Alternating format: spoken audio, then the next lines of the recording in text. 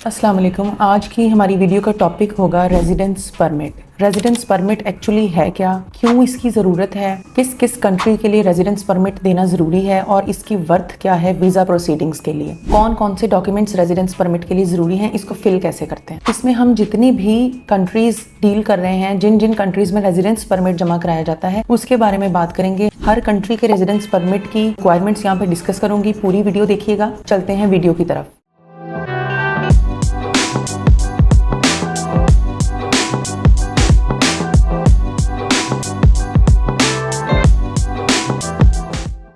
सबसे पहले अगर हम बात करें कि रेजिडेंस परमिट एक्चुअली है क्या, तो रेजिडेंस परमिट उस फॉर्म को बोलते हैं जब भी आपने वीज़ा फाइल करना है। तो आपने वीज़ा फाइल करना किस तरह है कि एक रेजिडेंस परमिट फॉर्म आपको एम्बेसी से मिलेगा। उसमें आपने अपना सारा डाटा फिल करना है जो जो रिक्वायर्ड है। डिपेंड करता है कि आप कौन सा वीज़ा अप्लाई कर रहे हैं। क्या आप स्टडी वीज़ा अप्लाई कर रहे हैं, क्या आप टूरिज्म के लिए कोई वीज़ा अप्लाई कर रहे हैं, क्या आप एम्प्लॉयमेंट का कोई वीज़ा अप्लाई कर रहे हैं। तो रेजिडेंस परमिट में जो डाटा फिल होगा वो इन तमाम चीज़ों को मद्देनजर रखते हुए होगा। अब आप उसके अंदर अपना डाटा फिल करते हो और उसके साथ जो भी आपसे अटैचमेंट्स या रिक्वायर्ड चीजें मांगी जाती हैं वो आप उसके डॉक्यूमेंटेशन भी साथ अटैच करते हो, ताकि पता चले कि जो चीज आप क्लेम कर रहे हैं उसका डॉक्यूमेंट भी आप साथ जो है ना वो उसको दे रहे हैं। और वो डॉक्यूमेंट्स जो कि नेसेसरीली चाहिए होते हैं, रेजिडेंस परमिट में रिक्वायर्ड होते हैं, वो तो आपने लाजमन देने हैं। उसके अलावा आप अगर अपने क्लेम को प्रूव करने के लिए साथ कोई अटैचमेंट्स देना चाहते हैं तो वो आप एडिशनल डॉक्यूमेंट्स के सूरत में साथ अटैच कर सकते हैं। किस किस कंट्री के लिए रेजिडेंस परमिट चाहिए, उसमें हम टॉप 7 कंसल्टेंट्स का अगर मैं जिक्र करूं तो हम जिस जिस कंट्री को डील कर रहे हैं, रेजिडेंस परमिट वाले कंट्रीज में से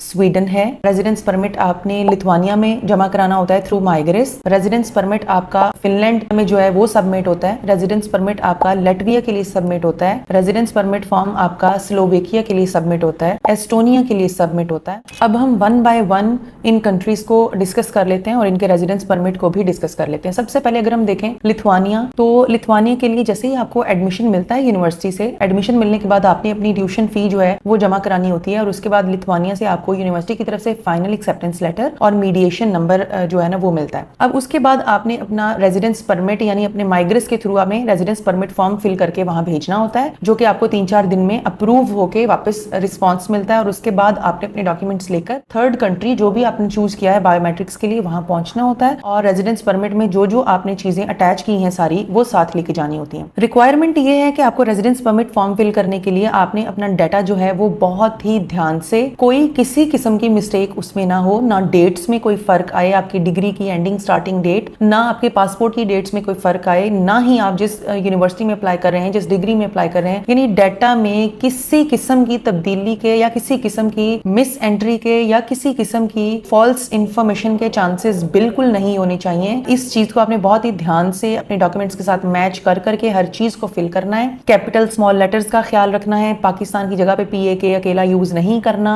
सिटीज के आपने एब्रीविएशंस यूज नहीं करने, आपने पूरी और क्लियर बात लिखनी है, वरना आपका माइग्रेस जो है वो रिजेक्ट होगा और वो फ्रॉडुलेंट एक्टिविटी में आएगा। जो जो आपने डाटा फिल कर दिया है और अब उसके बाद आपसे रिक्वायरमेंट डॉक्यूमेंट्स की जाएगी। डॉक्यूमेंट्स में आपका फाइनल एक्सेप्टेंस लेटर होगा, आपकी यूनिवर्सिटी की तरफ भेजी जाने वाली स्विफ्ट कॉपी होगी जो आपने फीस भेजी है, आपका मीडिएशन लेटर होगा, उसके अलावा आपका पासपोर्ट होगा, वैलिड पासपोर्ट। वैलिड पासपोर्ट की डेफिनेशन ये है कि आप जितने अरसे के लिए TRP अप्लाई कर रहे हैं उतने अरसे के लिए, बल्कि आपकी जो TRP की एंडिंग डेट है उससे आगे तकरीबन 5 से 6 महीने तक आपका पासपोर्ट जो है वो वैलिड होना चाहिए। ठीक है, वो आपको चाहिए होगा। आपकी पासपोर्ट साइज फोटोग्राफ्स चाहिए होंगी, आपकी बैंक स्टेटमेंट चाहिए होगी, आपके स्पॉन्सर की बैंक स्टेटमेंट चाहिए होगी, आपके अकाउंट मेंटेनेंस सर्टिफिकेट्स चाहिए होंगे, प्रूफ ऑफ फंड यानी फाइनेंशियल डॉक्यूमेंट्स की पूरी फाइल आपने अटैच करनी है। ये बात याद रहे कि स्पॉन्सरशिप एफिडेविट में जो आप क्लेम कर रहे हैं उसको आपने विद डॉक्यूमेंट्स प्रूफ करना है। कोई भी ऐसी बात आपने वहां पर नहीं कहनी जिसका आप प्रूफ ना दे सकें। ट्रैवल हेल्थ इंश्योरेंस आपने जरूर देनी होती है 1 साल की कम से कम, यानी जितने अरसे के लिए आप TRP अप्लाई कर रहे हैं उतने अरसे की ट्रैवल हेल्थ इंश्योरेंस आपने देनी है। चूंकि आप TRP 1 ही साल का अप्लाई करते हैं तो 1 ही साल की ट्रैवल हेल्थ इंश्योरेंस इनफ है। अगर आप TRP उससे ज्यादा अरसे का फिल करेंगे तो आपको इस सूरत में जो आपकी ट्रैवल हेल्थ इंश्योरेंस है वो भी ज्यादा टाइम की जो है वो फिल करनी होती है। उसके बाद आपका अकोमोडेशन सर्टिफिकेट है वो आपने लाजमी देना है, चाहे आपको यूनिवर्सिटी डॉर्मेटरी दे रही है या आप कोई प्राइवेट अकोमोडेशन बुक कर रहे हैं या आप एयरबीएनबी के थ्रू कर रहे हैं तो आपने अपनी अकोमोडेशन सर्टिफिकेट जरूर साथ देना है। रेजिडेंस परमिट की ये रिक्वायरमेंट्स हैं।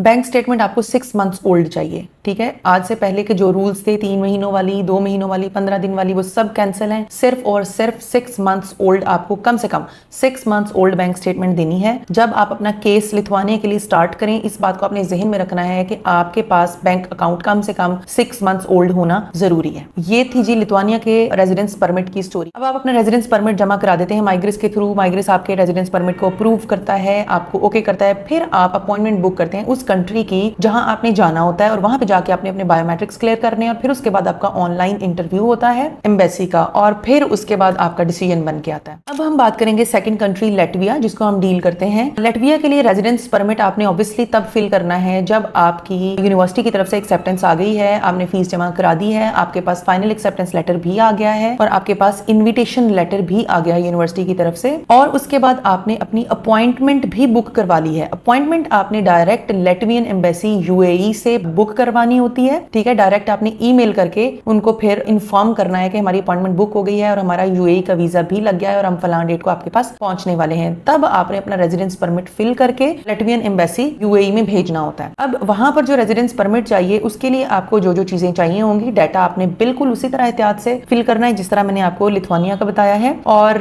नामों का आपने खास तवज्जो देनी है कि जो नेम आपका आपके डॉक्यूमेंट्स के ऊपर मेंशन है, आपके पेरेंट्स का जो आपके डॉक्यूमेंट्स के ऊपर मेंशन है, वही एग्जैक्टली आपके पासपोर्ट के ऊपर भी मेंशन होना चाहिए, आपकी एफआरसी के ऊपर भी मेंशन होना चाहिए। उसके अलावा आपका जो है रेजिडेंस परमिट वो रिजेक्ट हो जाएगा। रेजिडेंस परमिट लैटविया के लिए आपको जो जो चीजें रिक्वायर्ड होती हैं, आपको बैंक स्टेटमेंट रिक्वायर्ड है, आपको प्रूफ ऑफ फंड्स रिक्वायर्ड है, आपको अकाउंट मेंटेनेंस सर्टिफिकेट्स रिक्वायर्ड है, मिनिमम आपके 6 मंथ्स ओल्ड बैंक स्टेटमेंट चाहिए, ठीक है। उसके अलावा आपको यूनिवर्सिटी की तरफ से फाइनल एक्सेप्टेंस लेटर रिक्वायर्ड है, आपको इन्विटेशन लेटर रिक्वायर्ड है, ट्रैवल हेल्थ इंश्योरेंस आपको रेजिडेंस परमिट के टाइम पे नहीं देनी होती है, वो जब आपका रेजिडेंस परमिट अप्रूव हो जाए, आपका वीजा लग जाए, आपने डी टाइप वीजा जब पेस्ट करवाना है वो तब चाहिए होगी। उसके अलावा आपने जो है वो अपना पासपोर्ट, वैलिड पासपोर्ट देना होता है। आपका यूनिवर्सिटी को जो आपने फीस जमा कराई थी उसकी स्विफ्ट कॉपी आपने देनी होती है, अकोमोडेशन सर्टिफिकेट आपने देना होता है। ये सब वो लाजिम व मलजूम चीजें हैं जिनके बिना आपका रेजिडेंस परमिट जो है वो एक्सेप्ट नहीं होगा। ये रिक्वायर्ड हैं तो ये सारी आपने देनी है। उसके बाद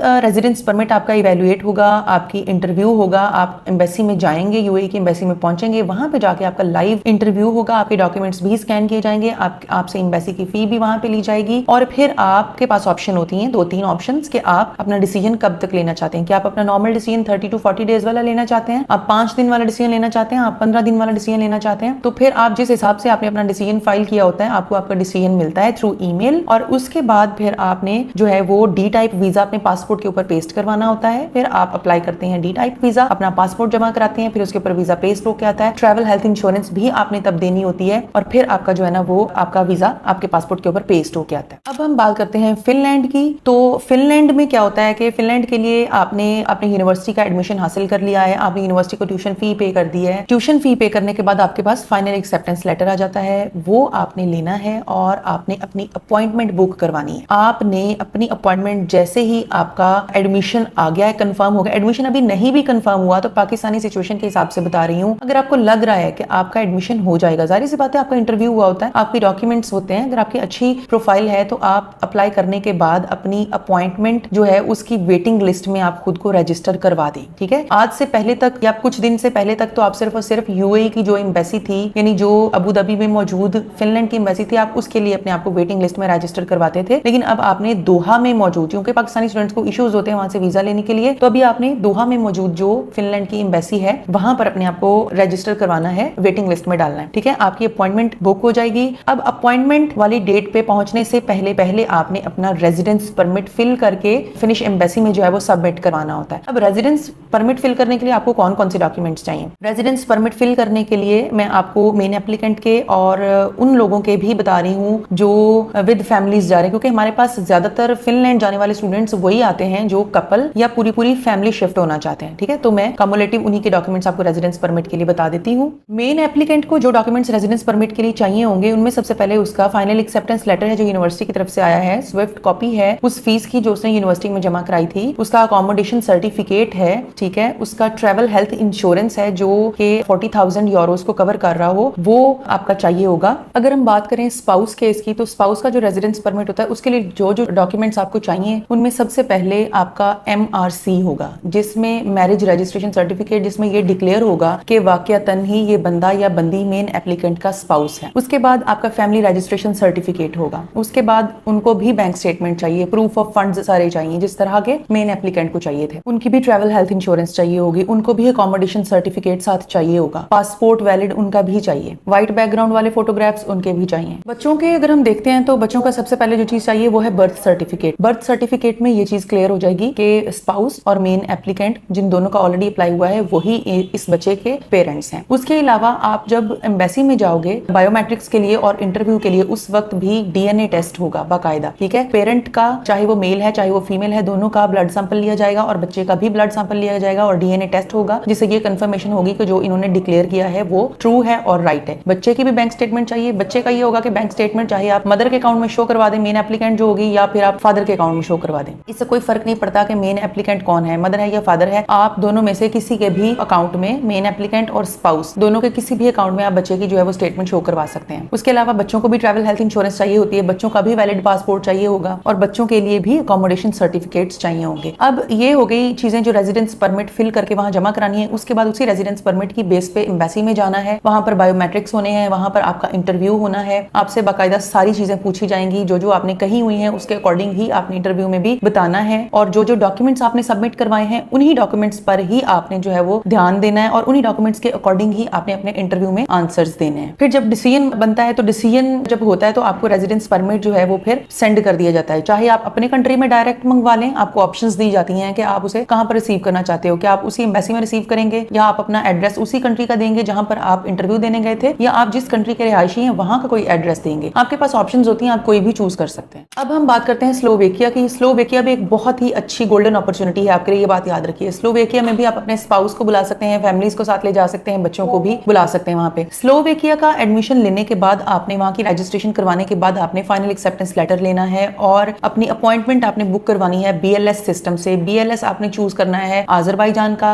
UAE का या फिर तेहरान का, इनमें से जो आपको सूटेबल लगे, जिसका वीजा आपको आसानी से मिल रहा हो, आपने उसको चूज करना है। फिर आप वहां जाते हैं, जाने से पहले आपने रेजिडेंस परमिट जमा कराना होता है। रेजिडेंस परमिट के लिए आपको बैंक स्टेटमेंट चाहिए, रेजिडेंस परमिट के लिए आपको ट्रैवल हेल्थ इंश्योरेंस चाहिए, रेजिडेंस परमिट के लिए आपको मेडिकल सर्टिफिकेट चाहिए, रेजिडेंस परमिट के लिए आपको आपका फाइनल एक्सेप्टेंस लेटर चाहिए, यूनिवर्सिटी को भेजी हुई तमाम ट्यूशन फी रिसीट्स चाहिए, आपका पासपोर्ट वैलिड पासपोर्ट चाहिए, अकोमोडेशन सर्टिफिकेट चाहिए, और एक सबसे इंपॉर्टेंट और जरूरी बात कि स्लोवेकिया में आपने जितने भी डॉक्यूमेंट्स एम्बेसी में जमा करवाने हैं वो सब के सब स्लोवेकियन लैंग्वेज में ट्रांसलेटेड होने चाहिए, ठीक है। ये सारे डॉक्यूमेंट्स आपने पहले अरेंज करने हैं, फिर उनको स्लोवेकियन में ट्रांसलेट करवाना है, फिर रेजिडेंस परमिट वो भी स्लोवेकियन लैंग्वेज में ही होगा, उसको फिल करना है, अपनी बैंक स्टेटमेंट भी सारी ट्रांसलेट करवानी है, अपना प्रूफ ऑफ फंड्स, अपने स्पॉन्सरशिप एफिडेविट, जो जो डॉक्यूमेंट्स आप फाइनेंशियल प्रूफ के लिए लगा रहे हैं उन सबको आपने ट्रांसलेट करवाना है स्लोवेकियन में। फिर आपने इन तमाम डॉक्यूमेंट्स को रेजिडेंस परमिट के साथ अटैच करके फिल कर देना है। उसके बाद ये सारे डॉक्यूमेंट्स आपने एज अ हार्ड कॉपी साथ भी लेकर जाने हैं जब आप BLS में बायोमेट्रिक्स के लिए और इंटरव्यू के लिए जाएंगे। ये था स्लोवेकियन का प्रोसेस। मैंने